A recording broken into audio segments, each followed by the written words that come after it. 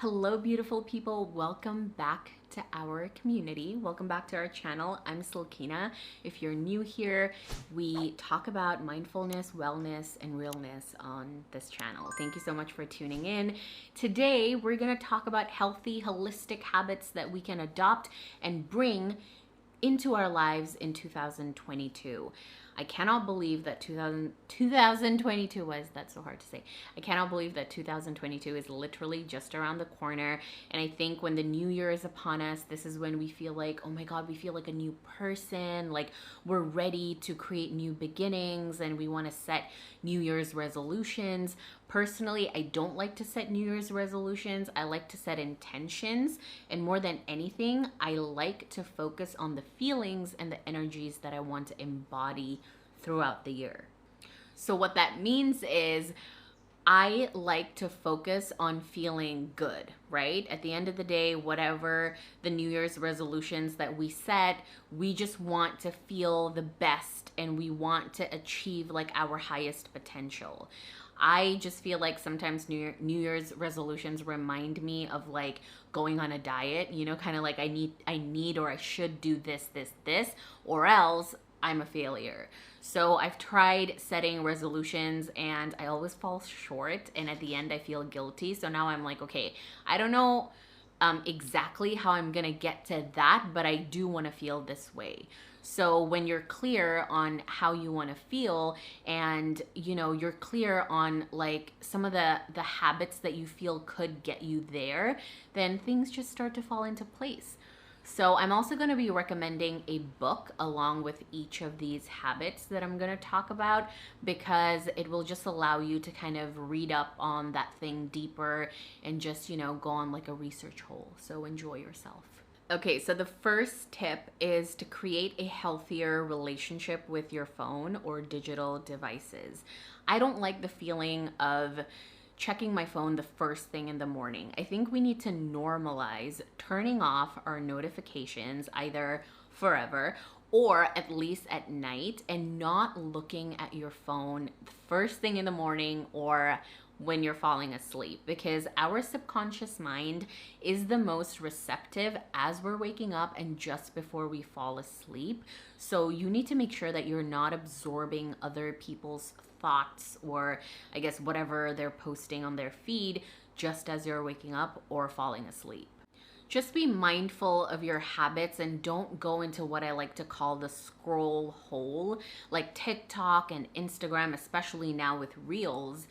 Their apps were literally designed to make us stay on it. So if you're not aware and you don't give yourself time to get off the app, it's gonna be really hard to like detach yourself from it. It's important to realize that your devices are not your enemy.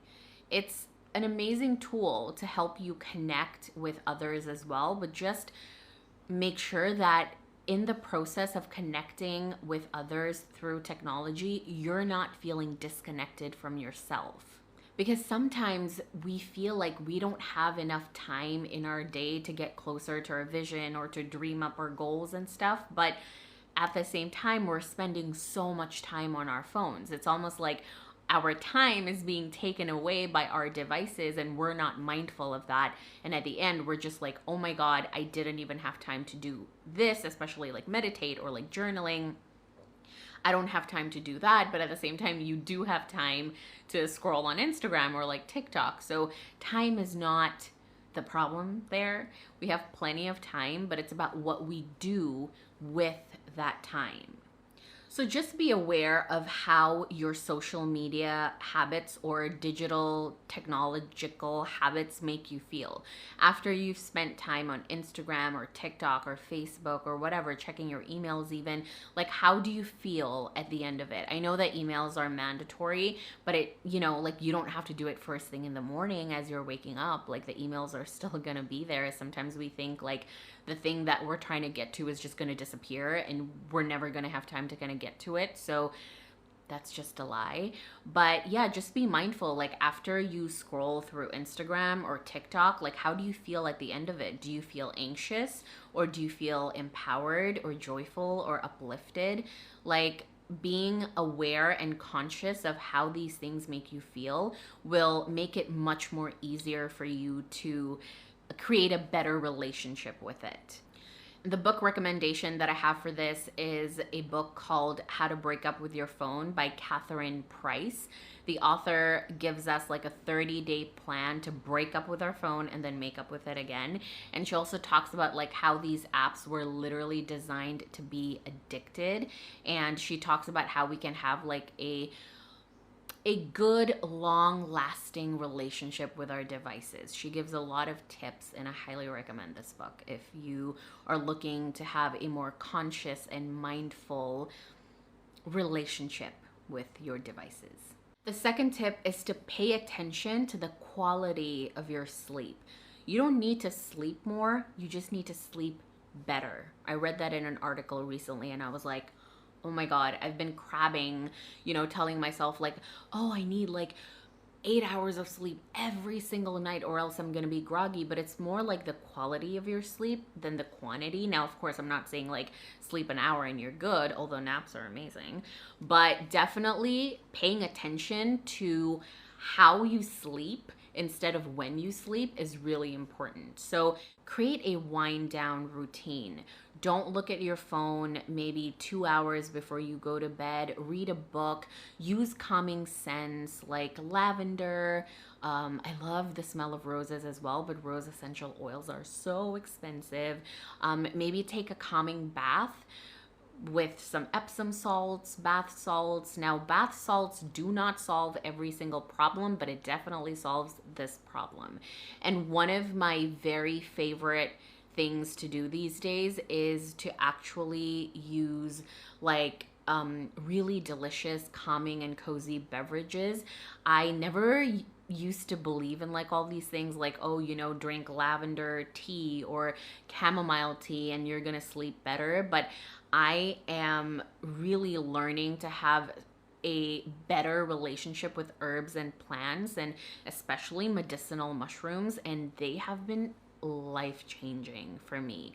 Like, I've been drinking reishi and chaga tea just before I go to bed, and the quality of my sleep has increased immensely. Like, I sleep so good. I don't even wake up in the middle of the night anymore, and I wake up feeling so rested.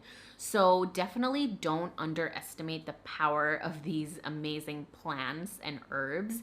Like, I never used to believe, especially in medicinal mushrooms, but I've been experimenting with adaptogens. So even, taking ashwagandha before you go to bed, that's really helpful as well.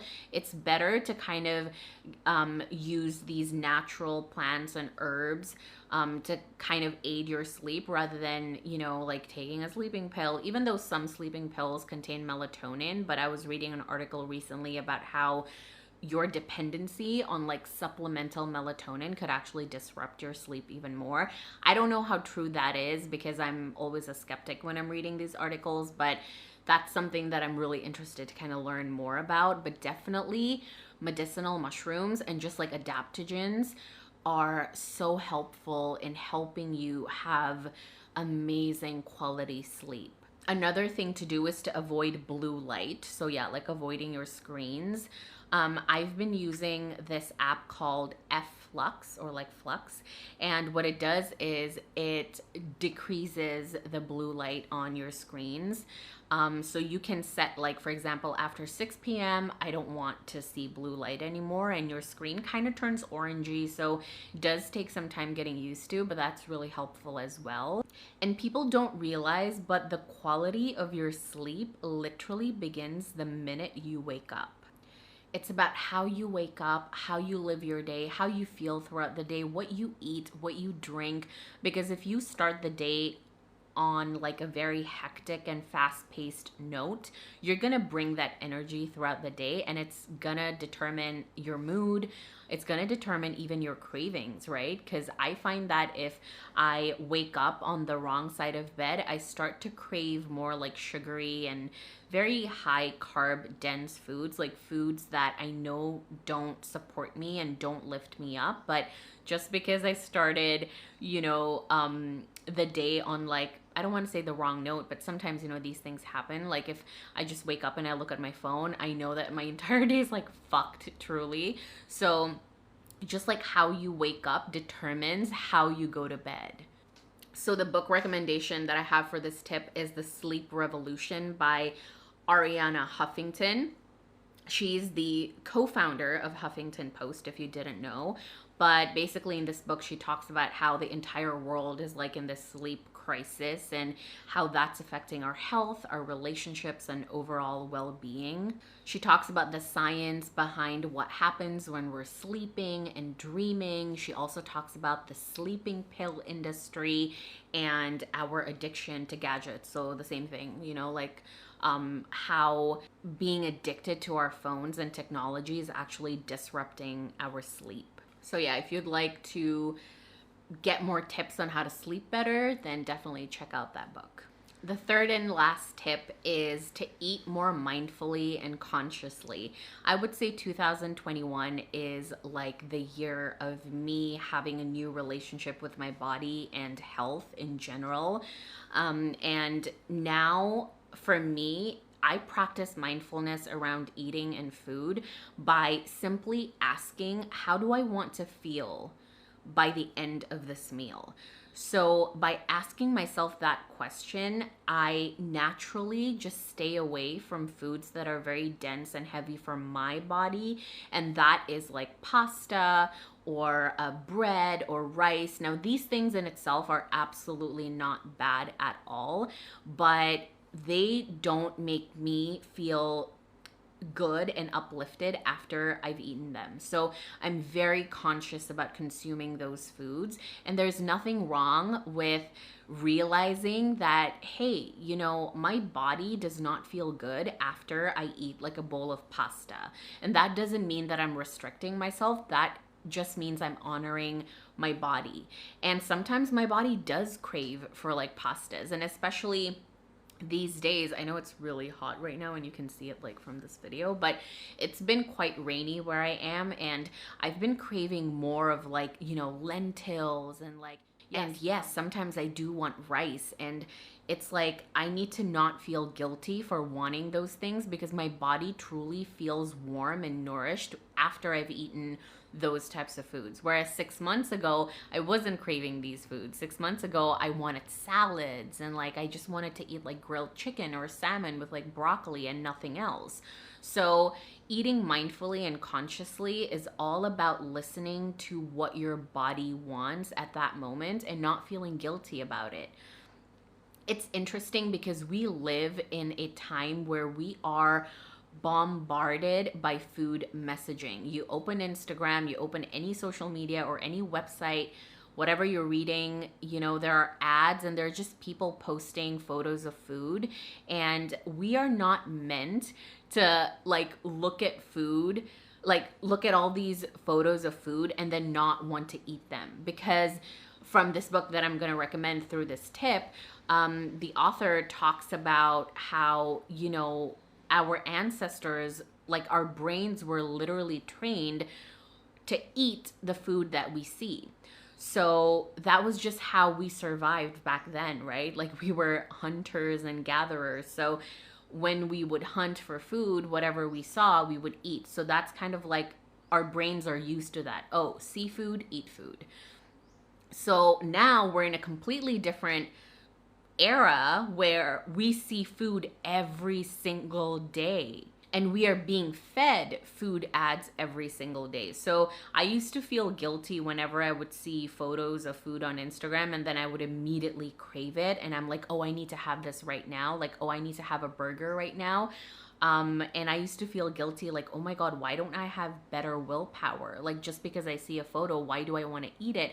But now I realize I'm like, that's just our nature. So it's really important to be aware and conscious of this. So now if I crave some food that I see, you know, somebody eating on TV or like on YouTube or on Instagram, I just kind of pause and I ask myself, like, am I really craving this? Like, does my body really want this? Or is it just because I'm seeing this and I'm thinking about it and my brain wants like the short-term pleasure of eating this thing. And also most of the time it truly is what we think about what we eat and not really just what we eat. So the guilt is usually like, oh, I shouldn't have, or I should. So when you try to just remove all the shoulds, eating just becomes so much easier. Trust me. I have a long relationship with food and I really want to talk about it in a video as well someday. Okay. The book recommendation that I have for this is called The Mindful Diet by Tanya Hanan, and I think there are some other authors as well, but basically this book gives us the tool to understand our eating habits, like why we eat the way we eat. It allows us to become clear about our patterns and habits when it comes to eating and food. And there's also like a step-by-step program that the authors take you through to kind of understand like the deeper meaning of your food cravings. And I found that this book has really helped me get clear on my emotional eating habits. There are also like meditation exercises and nutritional advice. So it really does help you create a healthy relationship with food in the long term. So it has nothing to do with dieting, but it's more like getting clear on your subconscious beliefs around food and eating. So that book has been really helpful to me. I hope that you adopt these habits into 2022. Let's make it the best year of our lives. And I know that we say that every single year, but I truly hope that you have the best 2022. And if you enjoyed this video, definitely give this video a like. Comment below, what are some of your intentions for 2022? I would love to hear them. Subscribe to the channel if you love content like this. I hope to see you next week. Until then, take care of yourself and have a beautiful day. Bye.